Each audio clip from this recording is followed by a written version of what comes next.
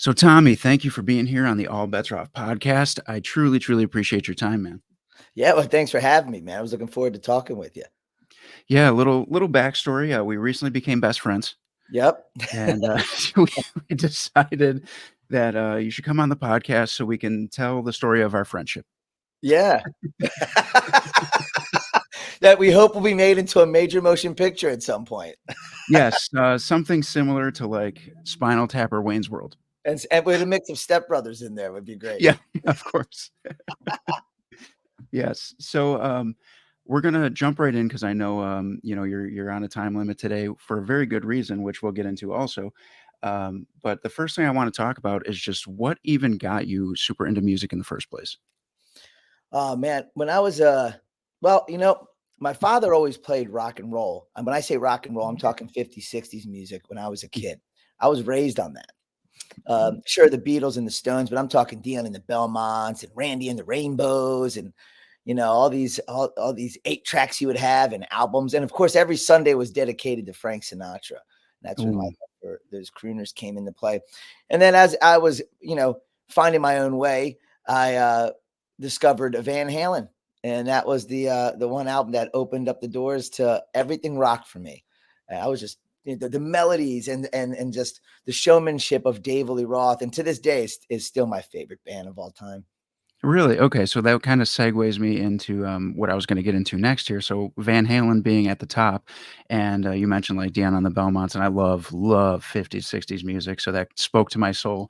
But who, as far as your inspirations were in the 50s music, who would you say was like the biggest one? Uh, I probably have to lean towards Elvis. If you look at my hair, definitely more like Elvis.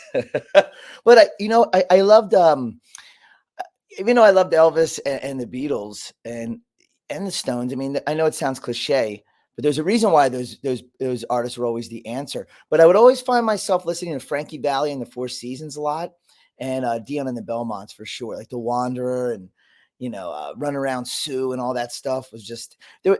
There was like uh, a real cool groove and edge to the Dion stuff, and I'm thinking maybe because he's from Jersey, which I didn't find out till years later. I didn't know that when I was a kid, but so I don't know if that's what it was. But Yeah. um, my father would always share stories with me, like The Wanderer. This is actually really funny. So the lyrics to The Wanderer Oh, when yeah. uh when Dion says, "You tear open my shirt and there's a Rosie on my chest," right?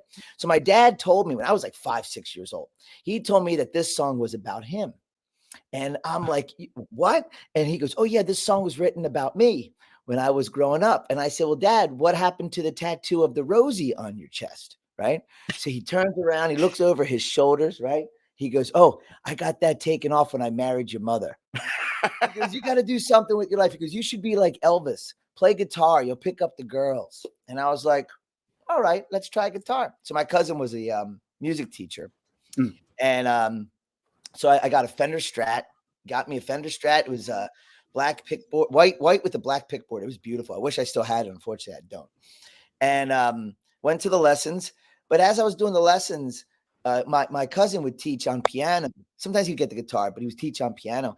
And I Mhm. noticed that I could see the chords better on that piano than I could on the guitar. So I started taking piano and guitar, and then I just dropped the guitar and went for piano. Oh, wow. Yeah, but here's a crazier story. That was 8th grade when I started playing an instrument. In Yeah. 7th grade, I had this I went to Catholic school. Sister Regina Michael was my teacher. On your birthday, you got a certificate on your desk, right? That just said it was your birthday.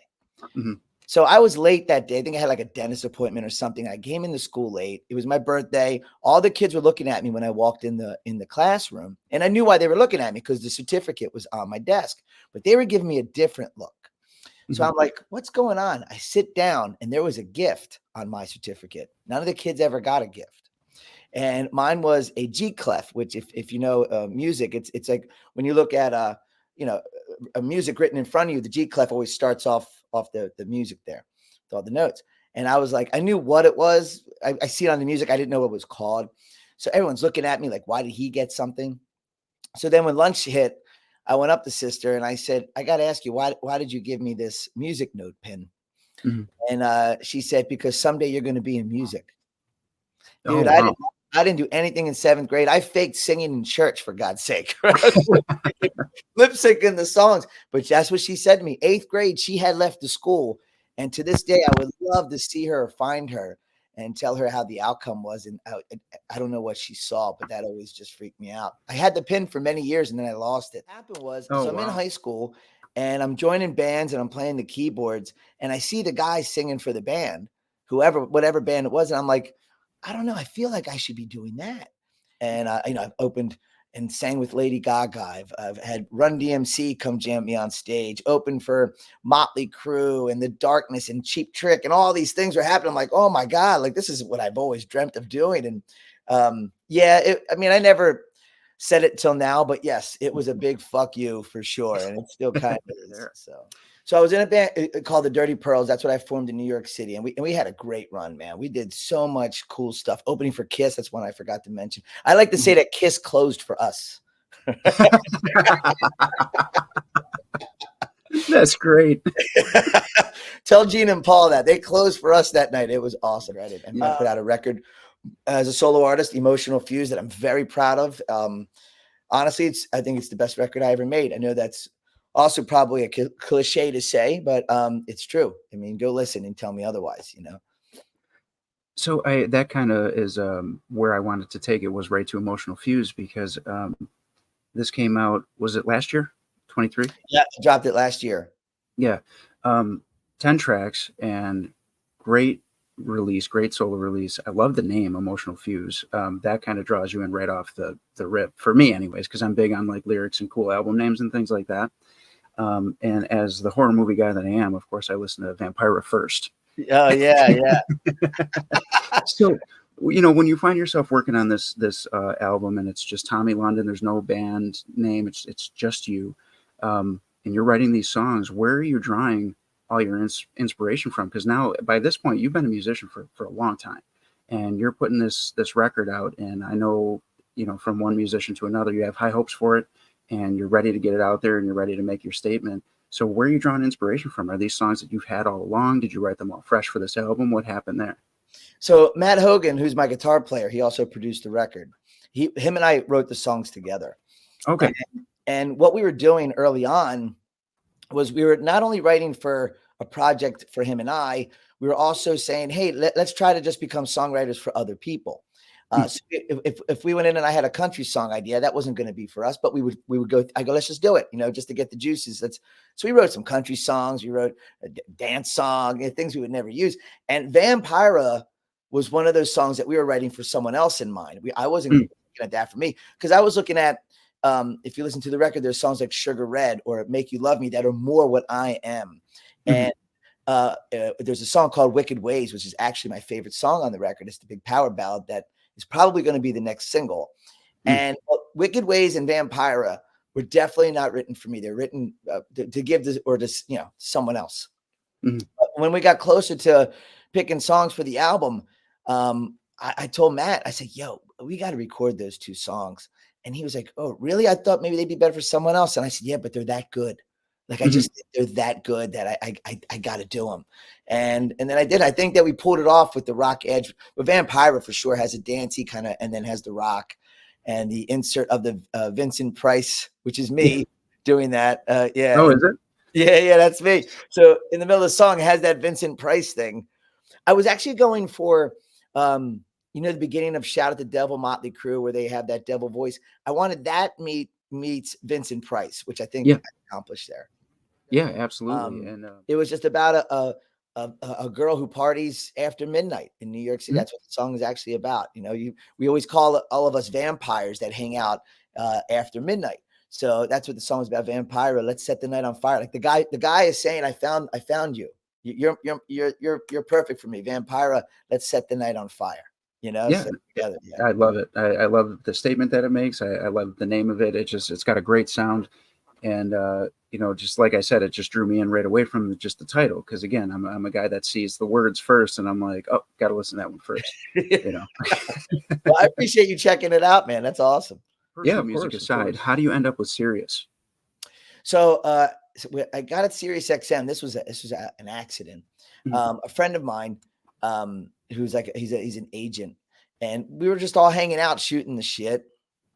And he says to me, he goes, "Man, you know a lot about music." I go, "Oh yeah, I know who wrote what song, and I know stuff that's great at the trivia night down the streets. Useless knowledge, as I like to say." He says, "Man, you'd be great on Sirius XM." And I said, "Well, that'd be a great gig." He goes, "I know the president. I'll get you an interview." I said, "Okay, now listen, I've heard all this shit before. You know what I mean? Oh, I'll get you this or that." And early on, I'd be all, "Oh my God, I can't wait," you know. And then Mhm. I learned, fuck it. Yeah. Like, it's empty promises half the time, man, or it just doesn't work out, and you get all excited for nothing, worked up. So I'm like, I don't get worked up anymore. I'm like, okay, yeah, sounds good. I blow it off. 2 days later, not an email, which I thought would have been like the professional route. He sends me a text with the Yeah. president of SiriusXM on the text with me. But he was that close to him. He felt comfortable like that, like they were Yeah. buds, you know. So he goes, "Yeah, I'm not hiring anyone right now, but I would love to meet you." I said, "Oh, okay." So I felt like I'm not getting this job, but I'll get a nice tour of Sirius XM. That'll be fun. So I go in, I meet the president, Scott Greenstein, and we hit it off. And I'll never forget, he said to me, he goes, "You know what? I don't have a lot of people like you here. I want to get you in." And he gave me weekends. And then during the pandemic, someone had left their shifts and it snowballed to the weeks. And now I'm Mhm. on 2, 3 times a day. And Mhm. I absolutely love the job. It's a dream job. I didn't realize that I uh, was looking for a job like that, because if I Mhm. did, I would have gone for it sooner. I would have gone to broadcasting school or something, you know, which I didn't Yeah. do. Yeah, you know what I mean? So maybe I saved a lot of money at the end of the day, but Yeah. but it all worked Real out, quick, because I and I think love. recently you interviewed Bon Jovi. I saw that you were talking to the Goo Goo Dolls, which are hometown boys for me, Brett Michaels and things like that. So that's got to be a really cool experience for you too, to just because you're talking about what you love with bands that you grew up loving. So that's got to be like a mind blowing thing for you. Yeah, it is. And when I first started it, when I first did an interview, um, I was I was really nervous, and I was nervous because not just me talking to these rock and roll heroes, but also because I wanted to make sure I did a good job. That's why I Mhm. was really nervous. I didn't want to go in there and like, "Who's this rookie?" You know, this Yeah. moron asking these stupid questions. Like, I didn't want that. That was the biggest thing for me. And a friend of mine gave me some advice that works at Sirius. And I remember going into interview, and he was like, I go, "Yo, man, got any advice before I get into the room there?" He goes, "Before you start the interview, have a conversation with them, shoot the shit a bit. So it's like like almost like you have a friendship that really isn't, but whether you're talking about the Yankees or the weather or a Mhm. movie you saw or your t-shirt, you know, whatever it is, just to get some little flow going before you get in for the major flow." So I do that every time. All Okay. right. I So, try. first question: favorite horror film? Got to go with the original Nightmare on Elm Street. Fantastic choice. I cannot. All right. All right. How about growing up? What was your favorite cartoon? Favorite cartoon was Underdog. Oh, that's oh, that's awesome. Underdog's great, right? That's awesome. But Underdog was a 60s cartoon. I wasn't raised in the 60s, but they would always play the reruns, you know, when growing Yeah. up. And yeah, I used to wake up early just to watch Underdog. I just loved it. And it was always like part one and part two. It always had me Yeah. hooked, you know. Yeah. Riff Raff. Remember Riff Raff? Yes, absolutely. Oh, Simon Bar that's so fun. Sinister. Great Oh man, villains. I have not heard the name Underdog in so long. That threw me off like completely. I love that. What's he say? "There's no need to fear. Underdog is here." Does that sound like him? That was perfect. That was perfect. To give me four bands, a Mount Rushmore of bands or artists, who comes to mind immediately? Well, Van Halen, Aerosmith, Kiss, and oh, the fourth one. There's quite a few. I'll go with Motley Crue. That's a Hall of Fame lineup right there. Yeah, right. So if I asked you, who was your big, like, that's the best pro wrestler, who would you say? Well, it's a toss up. It's a All tie. right. Is that okay to have a tie? Yeah, absolutely. Okay, so it was first Roddy Piper Mm, because of Piper's Pit. yeah. 'Cause I don't think, and you correct me on this, I don't think before Piper that there was someone who talked more shit than that guy. I mean, that's No. when Piper's Pit started. No one had anything like that, Yeah. I right? 100% agree. Yeah. He was and may still be the king of the promo. Yeah, I mean, Yeah. I remember seeing that, and I was like, he just took me in. I was like, "Oh, I love this." You love to hate him, but you love him. You know Yeah. what Yeah. I mean? He was great. And then Macho Man Randy Savage, because Mm, he was like well, he wasn't really like a Piper, but he was like just extravagant with his outfits and just yes. thinking he was just the coolest guy in the room. You know what I mean? Yep. Piper had a little bit of that, but he had a skirt. You know? Yeah. Right. 100%. And when this interview airs, we'll get the picture of me with you in a headlock to put out Yeah, that hurt. My neck still hurts. I'm not gonna sue or nothing, but there. I'll just open up my ring and take one of those pills. Yes, that's it. That's how we became best friends, just like in Step Brothers, where they're fighting in the front yard. Yeah, yeah. Or anything. So, first question: New York or Chicago style pizza? New York. I knew the answer to that, but I asked it anyway. Uh, All the Van Hagar albums went to number one. mhm, Van Halen never had a number one with Dave. It went to number two. mhm. But Dave built the house, don't get me wrong. And the Roth records, I love Eat 'Em and Smile, I like Skyscraper, but they slowly start to fizzle out. And the Yeah, Van Halen albums didn't fizzle out until they got Gary Sharon on Van Halen 3. I mean, the music's great on that one, and I think Gary Sharon is an awesome singer and frontman. It just chemistry-wise just didn't work. It's not a diss towards anybody. yeah, It's just how it is. yeah. Um, but Sammy was consistent, and if they would have made a fifth record, I'm pretty confident it would have been number one as well. Fair. That's fair. Yeah. All right. So, we're gonna start to wrap this up now because I know you got to get going. Do you want to tell everybody what you're doing today, or is that something we're keeping under wraps right now? I'm going to the recording studio. Yeah, to tap on a song, which will be revealed soon. Yeah. Okay. Excellent. Follow And me on the so, socials and you'll see. what's actually next for you? Not you could talk about Sirius or your music. Like what's coming up that you can tell people about right now? Well, I'm working on some new music. I'm working on a video for I got to get on that. A music video for Wicked Ways off my album Emotional Fuse, which will be the next single I push. I've got some really cool interviews lined up at Sirius XM, and I don't know if I'm able to reveal who the interviews with. I'll tell you this: the Rock and Roll Hall of Fame just announced their nominees who can possibly be inducted into the Rock Hall. This person is on that list. That's Oh, all I'll say. You could probably do the math and figure it out because I don't know if I'm yeah, allowed to say it, but yeah, you could go on that list and you'll figure it out. fantastic. Yeah, so that's all happening, and yeah, it's I've been busy doing my shows, hanging with my girlfriend, doing fun stuff, Brit Lightning, and seeing where the day takes us. It's always an adventure, but yeah, man, it's been pretty much it. All right, awesome. Well, before you get out of here, let's get you to plug your social medias, plug your shows on Sirius, and then you can go and do your thing in the studio.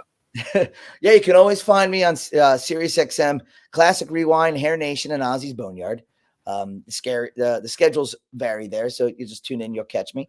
My album Emotional Fuse you can find online, and yeah, just socials. Instagram's always best at official Tommy London. Of course, you can find me on Facebook and Twitter Twitter or X, whatever they're calling it this week. And yeah, I don't know, they change it, same shit, Yeah, yeah, right. Just search for Tommy London, you'll find me, and then we can keep in touch. All right, fantastic. Well, thanks for being here, man. I appreciate it. Thanks for having me. I love you, bro. I was looking forward to this. I couldn't wait to see it. Well, I was going to tell you I loved you too, but I was like, should I say it before him, or is Britt listening, or like what? Like, are the girls going to call us and be like, what the fuck? I know about the bromance. Did you hear that? Did she say She goes, I know about the bromance. She approves. That's right. That's right. So now we can do a Valentine's Day special next year. Yes, exactly. Because now they're aware. Yeah, they're aware, so it's all good. All right, man. Well, I appreciate it, and get in the studio, kick some ass. All right, brother. Sounds good.